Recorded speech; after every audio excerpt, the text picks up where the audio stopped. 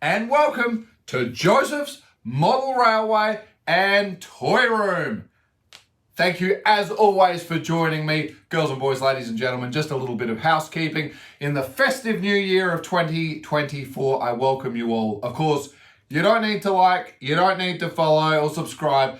I just put these videos out there where I can, and I absolutely have a holly jolly great time doing so. And I thank you for your patience over the festive break. There were a couple of videos that may have been missing throughout the series. That's just because I was spending some wonderful time with family and friends who had the opportunity to come and join me in this wonderful room. And yes, the trains were running. And while that video should be the one happening today, unfortunately, I've just still got a few little things I'm shooting. We went right through to the last minute, but lots of excitement to get through. Today is really just going to be a quick one. We will see the trains running around in the next video. They have been running, and as you can see, it's looking all a bit chaotic back here, but in a good way. But what are we going to have a quick word to do today? Well, it's got to be with a new delivery that had arrived from Hornby. It was released in the third quarter of 2023, and I just got the delivery a week before Christmas. And of course, we are making reference to my fetish, which I have for all things green, but particularly with the BP tankers. We've just had a new tooling on the tankers. You can see I've sort of mixed them all up. Which is the new and which is the old? Oh, there's three different versions here. You're going to join me quickly today and talking about one of the most spectacular things that is probably one of the greatest selling points for this particular tanker, which none of us really will get to see. It's an absolutely wonderful thing, and while you might not get to see it when they're running around the layout, today you're going to see what the magic is all about. So let's dive in and see what it's all about. Okay, sitting here on the back line is a lovely rake of BP tankers. So we'll quickly start the journey here because we're going to end up talking about this, and there's three, but two distinct models we're going to be discussing. Just before we do, let's take a wander back over to where we keep some of our stuff. Of course, in the earlier catalogues, some of our all-time favourites featured in this particular drawer. And of course, the Shell and Texaco tankers were the ones we know the best. But certainly, we obviously have a BP here. Now, we'll pop this aside and come down to the bottom. Now, I ended up acquiring quite a lot of these railroad ones. And as you can see, I think you could make a tremendous rake with those. However, the detail, as you can see, is nothing to write home about. It's a nice, clean, simple wagon. But as I started to notice the others, I thought maybe we could do a bit better. And we're going to leave them. Maybe we will use them. Maybe we won't. Okay. Here we are. Now, first of all, let me just point out, for those of you that recall, this is the 2023 catalogue from Hornby, page 165, where you will discover, here it is, R60209. New in third quarter is this beautiful BP wagon tanker, Era 8. So for those of you looking to acquire it, let's just quickly have a quick look.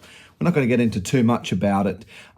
So here we are with the Hornby Railroad. Tremendous. Look, it looks quite basic. I must admit, it runs as smooth as silk.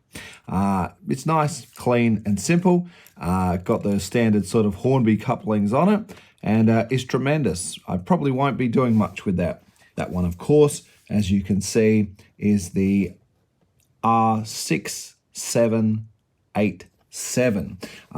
And I'm pretty sure I picked these up for thereabouts $20 to $30, and I managed to pick up quite a few of those.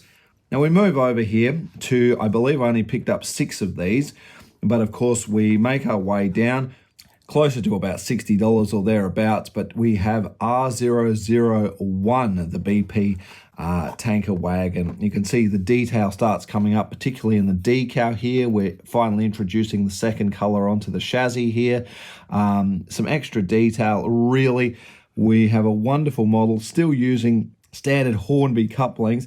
And although we now go from plastic wheels as seen on this one to metal wheels, which is a wonderful thing, it doesn't quite run as smooth. That's okay, but this is a tremendous asset, and I'm very happy with these. I think these look wonderful. Now I'd like to welcome you to all that innovation to 2023, and here we have the newly tooled locomotive. Once again, as mentioned from the catalogue, that's R60209. This is the 35-ton BP wagon era 8. Tremendous packaging, and once again, we're probably jumping up now to about 60, 70 Australian dollars or more, actually, I believe. This was purchased directly from Hornby, and I did order 6 of these beauties. Now, looks fantastic. Look at the detail. We even come with extra pipe work in the box if you're creating a static scene and want to connect it that it's decanting straight out to somewhere. With our brakes, with the extra color on the ladder. This is wonderful. It does feature the newer type of couplings. And again, most of you professionals are going to put in your KDs and something else more serious, but simple people like me, we like this. But here's the magic thing about it. All right. Some nice detail down the side, nothing interesting underneath. Nice detail, nothing interesting underneath. Wowzers. Have a look at that. In all its glorious detail. The pipe work, the additional tank, all the rest of it that sit down here. And even if you take a jeweler's loop and have a fine look at the detail across the chassis there, this really is something to behold. And it's disappointing because once they're sitting, that's why I had them lined up like this, you're really not going to see that. But it's enough to make me think if I could figure a way to put a mirror or something underneath a section, maybe in the fiddle yard, just to really appreciate what's going on. This is something else to behold. I'm truly amazed by it. We've got the spring-loaded buffers here. It really is a treat. Yes, of course, it's going to cost you a bit more, and there's always the railroad option if you're looking to get a nice, big, long sort of 15 to 25 tankers happening. But when it comes down to some detail, spending a bit of extra money, I think is going to get you not just a little way, a very, very long way. So my concept is we're going to focus on these two, and I'm going to mix them up as you saw on the layout in a beautiful rake that we're going to split up as that petroleum depot is happening. And I think it just gives a nice contrast of new and old, which of course is generally what we will see on a railway line. I personally do prefer the color scheme of this shade of green. I find the one on the Railroad Edition not quite as accurate as I'd like to see. I do like the darker green. Of course, we're going with a lighter one here. I do prefer this, but again, the detail, I think putting these two together and having them there. And to be fair, there's nothing even wrong with mixing it all up. I mean, we really do see something lovely here, but it's the consistency with these two that at the end of the day is going to be the winner for me. But anything that matches the green carpet is always going to be a winner for me. Well, girls and boys, ladies and gentlemen, that will now conclude yet another video. Yes, you can get excited for the next video, which will be reasonably short. We're just going to shoot a few bits of footage and have some trains running around. On the slowest setting, one particular locomotive takes over 12 minutes to complete the loop, but we're not going to go into too much detail. I have 4 or 5 trains that we've been both testing and running in a variety of different wheel sets. So we obviously had excellent testing over the track work. We also spent a lot of time track cleaning, even though it's brand new track, and I said I could get this whipped over in 10 minutes.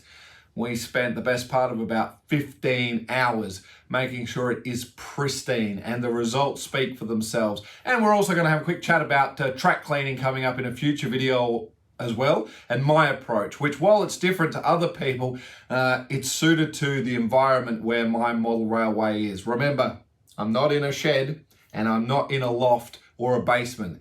I'm in a very climate controlled room, and I'm not exposed to a lot of the other challenges and elements that people have. So my way of track cleaning is a bit different, but you will talk about that in that video. So until then, stay safe. We'll see you in the next one. Toodles!